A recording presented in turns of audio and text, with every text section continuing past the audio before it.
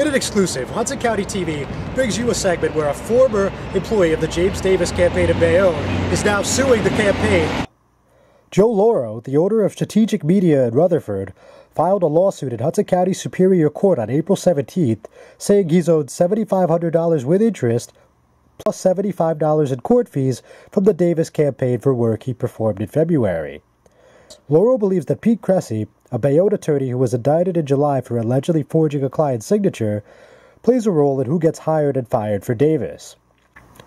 They hired me back in January to run their campaign, and when the first payment came due in the middle of February, I found out I had been fired.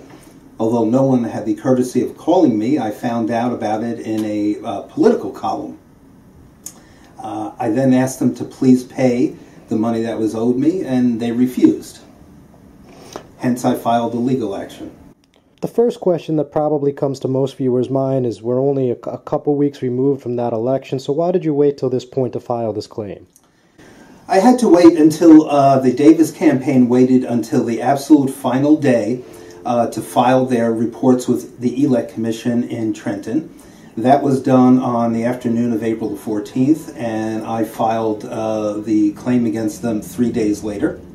And was there any reason why you weren't paid this approximately $7,500 here? Well, I really don't know. I asked Jim Davis what was going on, and he said that I had to meet with Peter Cressy if I wanted to get my money.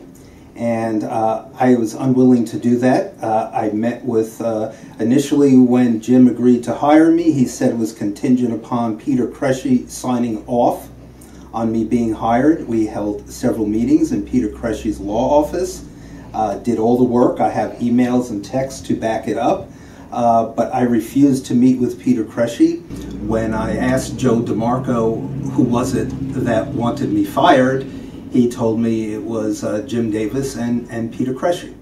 Emails between Lauro and Cressy reveal that Lauro met with Davis and Cressy at his law firm on Avenue A to discuss bringing him on as a consultant, and other emails show that he performed subsequent work for the campaign. Rob Wondolowski, the treasurer for the Davis campaign who was named in the lawsuit, disputed all of Lauro's claims. There was never any sort of contract or agreement in place with Mr. Lauro, so when we couldn't come to an understanding, we parted ways, and we thought that was the end of it, Wondolowski told Hudson County TV. Pete Cressy is a supporter of the Davis campaign, like a lot of other people in Bayonne, but he has no role in the campaign's day-to-day operations. Wondolowski went on to explain that Cressy's law office was used as a meeting place since Davis did not have a campaign office at the time, so it was not uncommon to meet at other business offices or restaurants in the interim. I'm John Heides, Hudson County TV, Bayonne.